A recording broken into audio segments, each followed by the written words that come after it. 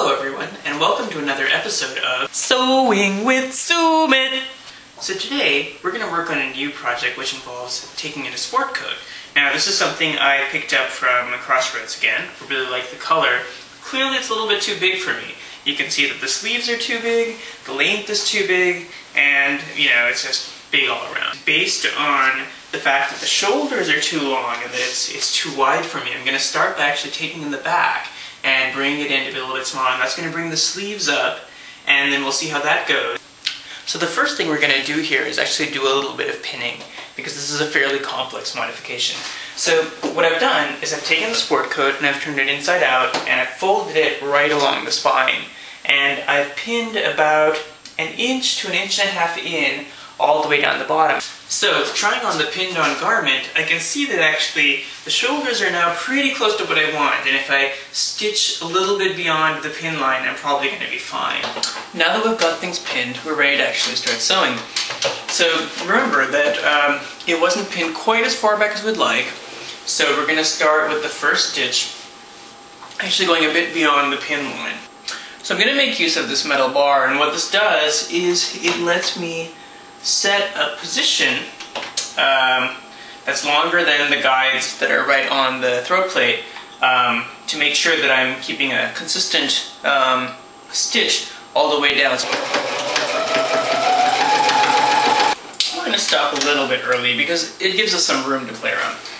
Yeah, if there's anything that I hope you learn from this, it's the fact that you should always sew and try on and sew and try on. Don't make any permanent stitches until you've got it all right. Because remember, when you've got your own machine and you have the luxury to stitch and restitch, you might as well get it exactly right. So let's spend the time to get it to fit exactly the way that we want. Alright, let's go try this on.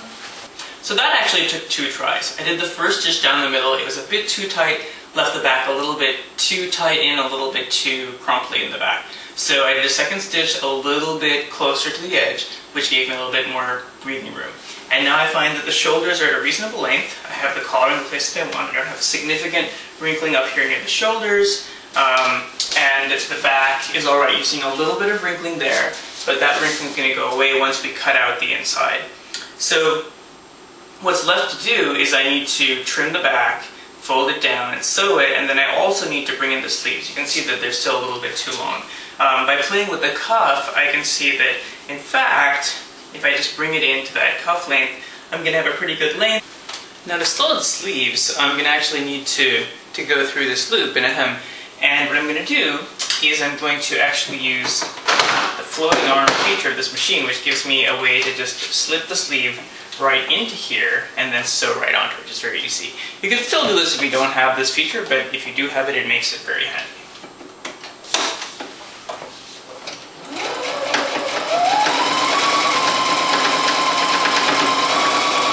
Now we've got to cut down the back part and actually re-sew that flat against the bottom, especially at the top bit there. Now we're going to take the top part and we're going to actually use a zigzag stitch to sew this flat against the garment so that the collar will lay down flat. I'm going to choose a zigzag stitch and then sew right over the center line here.